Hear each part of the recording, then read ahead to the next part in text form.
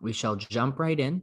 Um, Monday night, Caulfield makes his debut for the Montreal Canadiens versus the Calgary Flames, and they pick up a very crucial win in the race for fourth that we outlined just on Sunday.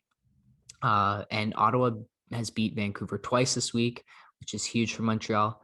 But then Toronto comes into the Bell Center and has an excellent performance last night. A little bit more complaints from the Montreal side about the reffing, but it's been a busy week in the North Division. And I don't know, where do you really want to begin and jump in here?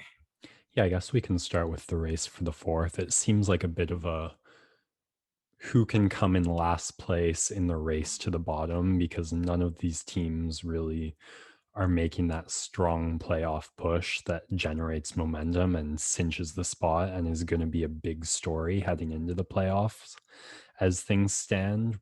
Um, with these losses to the Ottawa Senators, the Canucks would now have to go a perfect games in their 5 games in hand on the Canadians just to break even with them, which they'll have to do over a pretty ridiculous strength of schedule. So the momentum was all there last week, beating the number one team in the Leafs, and then they lose it all to the number 7 team in the Senators, who I think for the first time all season have climbed back into 6th spot at least until the Canucks play a few more games, which is really the story of the Canadian division. I'm super excited for when the playoffs, all the games have been played, to do a little statistical analysis on division parity and just see how it spaces out. Because right now the Canadian division is looking like it's going to wrap up as potentially the tightest one and just one of the more bizarre ones, although that's the one we've been following most closely. On the Calgary Flames end, they have their next 3 games against the Edmonton Oilers and Winnipeg Jets, which, if you're a pessimist, is probably going to be enough to put them out of a playoff spot. If you're an optimist, the games after that are against the Canucks and the Senators. So if you can generate momentum against those top teams, then you have a chance to ride it out against the bottom teams. Though, as I just mentioned, that did not go very well for the Canucks, and the Flames have really struggled against the Senators this season. So considering those struggles and them having to go against the Oilers and the Jets, I think can I mean, I said it a month ago, but can say the Flames are really out for now. So it does seem like the Habs spot to lose, and that seems unlikely, but we're at like the 90-95% of playoff certainty at this point, I think. Yeah, we keep writing off Calgary, and then they keep inching their way back into the maybe conversation, and then we buried them again. So it just feels like that's what's going to happen. Maybe the Leafs will help them out and beat Montreal in the 3 games left they have together. But I wanted to talk about this upcoming stretch for the Flames, and you said they were going up against Edmonton and Winnipeg, and Winnipeg seems to be a team that people want to play right now. They've been scuffling. They've lost 5 in a row. Of course, the 2 last week to the Leafs, and then the Oilers just seem to own them this season. And McDavid has been just ridiculous. He's scored at least 2 points in every game against them, and seems to just completely own the Jets. It's been really fun to watch him do all the things he's done this past week with some of the ridiculous highlight reel goals and scoring in a number of different ways.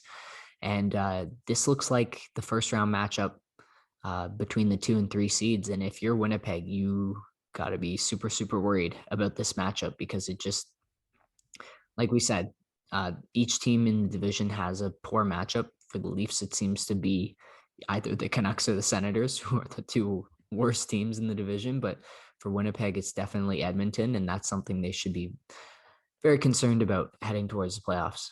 It's kind of crazy because I would have said a week ago that they've been the most consistent team in the Canadian division throughout this whole year. I think they'd only lost 2 in regulation once before this point. So, yeah, you've got to be screaming if you're a Jets fan right now because that would have been the team I probably would have picked to make it out of the Canadian division in the playoffs if you'd asked me a week and a half ago, just based on the consistency, the goaltending, and the top six and a good enough defensive corps. But man, you really never know when the collapse is coming. And yeah, McDavid, I guess, is another storyline that we probably haven't given the attention it deserves, because what a season. Yeah. We seem to talk about him every week in the first half of the season and then really trailed off because it's almost boring to just continue to. What more can you say about him, right? He just continues to be incredible. But it has to come up now that he is on pace for a 100-point season in a 56 game regular season, which is mind boggling. It's absurd. And he's sitting at 84 points right now.